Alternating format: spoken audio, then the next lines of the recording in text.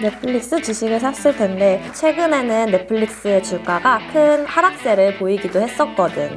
그 주가 하락세 제 얘기예요.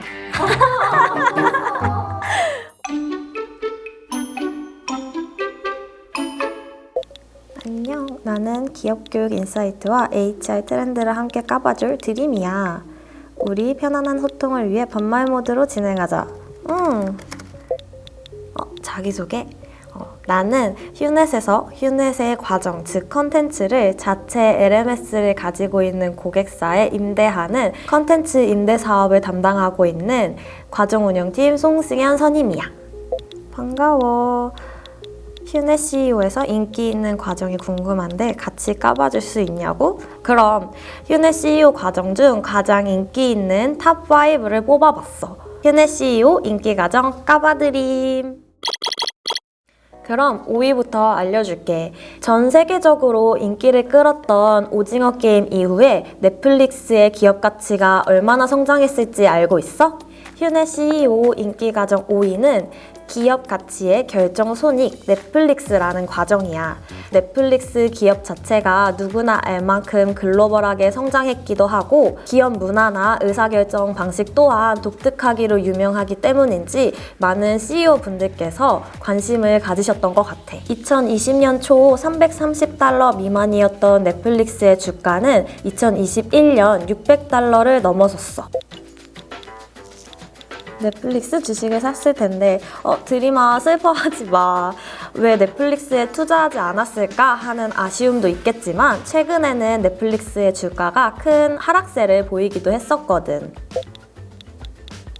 중요한 포인트, 과정 내용을 보면은 더 자세히 알 수 있어. 한번 봐볼까? 기업의 가치를 결정하는 요인은 바로 경영성과인데요. 손익계산서를 통해서 보고가 되어집니다. 그 중에서도 바로 가운데에 있는 영업이익, 이 숫자를 확인해 보셔야 됩니다. 바로 이 영업이익이 기업 가치를 결정하는 가장 중요한 결정 요인이기 때문입니다. 자, 그러면 넷플릭스의 영업이익은 어떻게 변화가 됐을까요? 기업 가치가 계속 올랐던 2020년도까지 먼저 끊어서 한번 보시겠습니다. 2018년도 기준으로 영업이익 규모를 보시면 1달러당 1,000원으로 가정을 하면 1조 6천억 정도가 되죠. 그리고 2019년에 이제 기업 가치가 올라가기 시작합니다. 이때는 무려 전년도보다 영업이익이 1.6배 상승한 2조 6천억이 됩니다. 그리고 기업 가치의 봉을 찍은 2020년도 말 기준으로 보시면요. 전년도보다 1.76배 증가한 4조 5천억까지 이루고 있습니다. 자, 그러면 2022년도 들어와서 왜 기업 가치가 떨어졌을까요? 그거를 확인하기 위해서 앞에 우리 2020년도까지 봤죠? 2021년도에 넷플릭스의 영업이익을 확인해 보도록 하겠습니다. 2021년도에 넷플릭스의 영업이익은 6조가 넘었어요. 2020년보다 분명히 증가했죠. 4조 5천억보다. 그런데 여기서 포인트 하나가 있습니다. 증가율이 어떻게 되죠? 1.35입니다. 전년도 증가율은 1.76이었는데요. 증가율이 줄어들었어요. 그러니까 당연히 기업 가치도 증가하는 폭이 감소한 거죠. 오히려 하락을 했는데 시장에서는 이러한 하락이 더 크게 일어날 거라고 생각하기 때문에 2022년도에 와서 기업 가치의 급격한 하락을 맞게 된 것입니다. 그 주가 하락세 제 얘기예요. 오징어 게임 이후에 85만 원에 한 주였거든요. 그냥 한 달 있다가 40만 원까지 떨어진 거예요. 그래가지고 이거 보고 혼자서 엄청 웃었어요. 드림이 괜찮아 이래. 다음 순위도 궁금하지? 4위는 바로 베트남에 지금 진출해야 되는 3가지 이유라는 과정이야. 베트남은 중국에 이어서 넥스트 글로벌 시장으로 주목받고 있어. 이지연 대표는 지금 우리 기업이 베트남에 진출해야 하는 이유를 한류, 인구 황금기, 디지털 혁명 이렇게 3가지로 이야기하고 있어. 이 중에서도 나는 인구 황금기가 가장 마음에 와닿더라고. 베트남에서는 1980년대생을 땀X, 또 1990년대생을 찐X라고 부르는데요. 이들은 각각 밀레니얼과 Z세대에 해당합니다. 이들이 베트남의 시장 개방, 외국인 투자 증대로 이전 세대보다 더 나은 교육과 직업 기회를 누리며 성장했는데요. 또 디지털화 등 외부 환경의 변화로 트렌드와 정보를 빠르게 흡수하고 있습니다. 이를 통해 매우 주도적으로 자신의 가치관에 부합하는 브랜드를 찾아 스마트한 소비를 하고 있습니다. 그 결과 삶의 질이 이전 세대보다 훨씬 더 높은데요. 이전 세대가 먹고 살기에 바빴다면 이들은 여행, 뷰티, 건강을 위해 많은 시간을 보냅니다. 바로 이 땀X와 찐X가 베트남의 성장을 이끄는 주요 계층인데 지금이 이 인구가 가장 많은 시기이기 때문에 이 호재를 놓쳐서는 안 되겠습니다. 과정 내용을 보면 땀X와 찐X가 베트남 성장의 주요 계층인 거를 알 수 있어. 이 인구가 지금 현재 베트남에서 가장 많은 시기이기 때문에 지금 시기를 놓쳐서는 안 된다고 이야기하고 있는 거지. 3위는 AI 시대 공존을 위해 무엇을 해야 할까? 라는 과정이야. 휴네 CEO 인기 과정 3위로 뽑힌 이 과정은 우리의 일상 곳곳에 침투하고 있는 로봇과 인공지능에 대해서 이야기하고 있어. 앞으로 로봇과 인공지능은 기업에게도 개인에게도 다방면으로 활용될 것으로 전망되는데 AI 시대의 개막과 함께 우리가 눈여겨보아야 할 주제들도 많이 보여지고 있어. 이 과정에서 SK 경영경제연구소 김지연 부사장님께서 기업들의 로봇 활용 사례를 설명해 주시는데 어떠한 사례들이 있는지 한번 살펴봐 볼까? 아마존의 물류센터에는 수십만 개가 넘는 로봇이 근무하고 있습니다. 로봇 청소기처럼 납작한 모양의 로봇은 최대 1.4톤이 넘는 물건을 움직일 수가 있죠.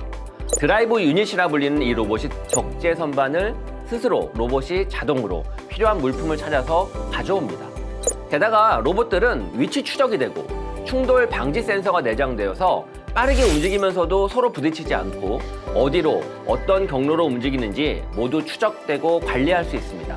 심지어 테슬라가 2022년 AI 데이에서 공개한 휴머노이드 옵티머스는 사람의 형체를 한 로봇으로 앞으로 5년 이내에 무려 2천만 원 가량의 개인에게도 보급될 것으로 보여집니다. 로봇 부품을 간소화하고 모듈화해서 대량 생산 체계를 갖추었고 테슬라 차량에 탑재된 자율주행 기술을 활용한 사물인식 덕분에 로봇은 사람처럼 두 발로 걷고 10손가락으로 물건을 쥐기도 하며 사람이 하는 대부분의 작업을 수행할 수 있을 것으로 기대합니다. 무엇보다 차량에 탑재된 AI 다양한 사례를 보니 생각보다 기술력이 더 대단하고 우리 일상 속에 로봇들이 더 많이 침투해 있는 것 같아.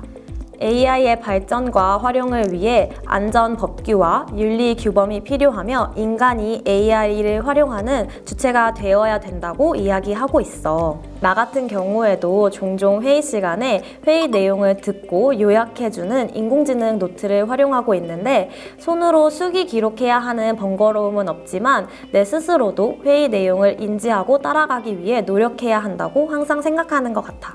자, 이제 2위를 알아볼까?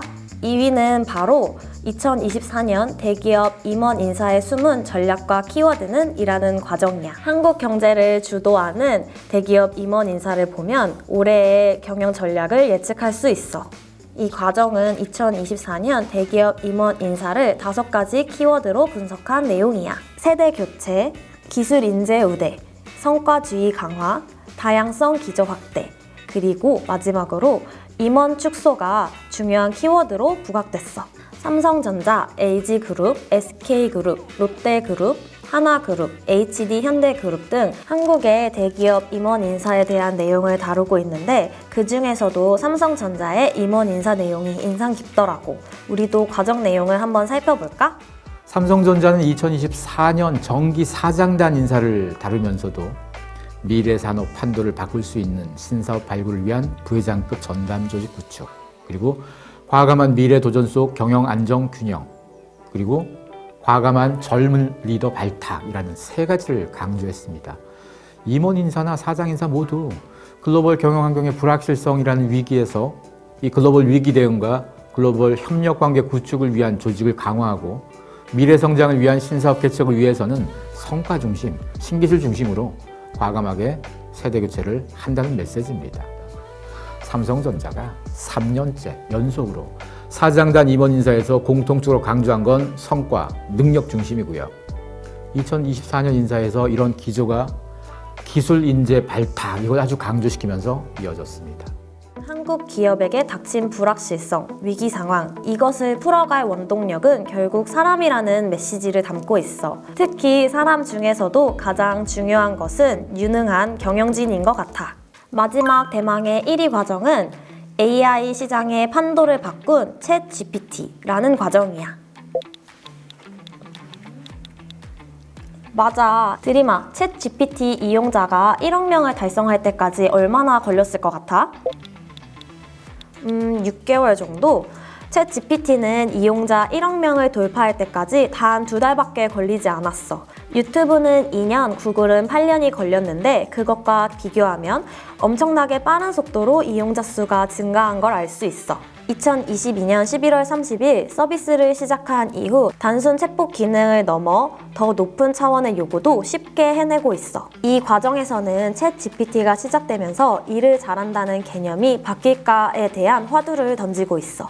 일을 잘한다는 개념도 바뀔까라는 전문가의 의견은 적재적소의 질문을 잘하는 사람이 일을 잘하는 사람이 되지 않을까요?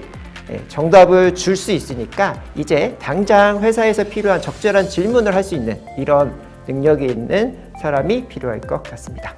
사람과 사람이 만나서 평가할 수 있는 요소도 중요할 것 같아요. 이제는 가상의 환경은 얼마든지 XR 기술로 부여할 수 있잖아요. 해당 상황에서 어떻게 대응하는지 임기응변의 능력이 중요해질 것으로 보여집니다. 현재 AI 평가 시스템이 좋은 예가 되겠네요. 어떤 문제가 나올지 모르는 상황에서 그 대응을 보니까요. 과정의 내용처럼 AI 기술의 발전이 일하는 방식과 성과에도 영향을 미치고 있어.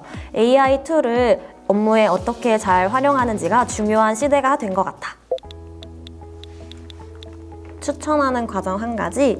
휴네 CEO는 영상 콘텐츠도 유익하지만 평일 매일 아침에 제공되는 뉴스레터도 있는 거 알고 있어? 며칠 전에 받아봤던 뉴스레터 내용이 정말 좋았어가지고 꼭 공유해주고 싶어. 살아남은 생명체의 위기 대응법 있다고 생각하라 라는 글인데 생태학적 관점에서 현 상황에 안도하지 않고 세상의 불확실성에 대응했던 것이 살아남은 생명체의 공통점이었다 라는 점을 시사하며 앞으로 기업의 CEO들이 가져야 할 태도에 대해서 이야기하고 있어. 특히 나는 공은 기다리는 방향에서 절대 오지 않는다는 알베르 까미의 말을 인용하며 예상치 못한 위기에 잘 대응해야 하는 점을 강조한 점이 인상 깊었어. 소감?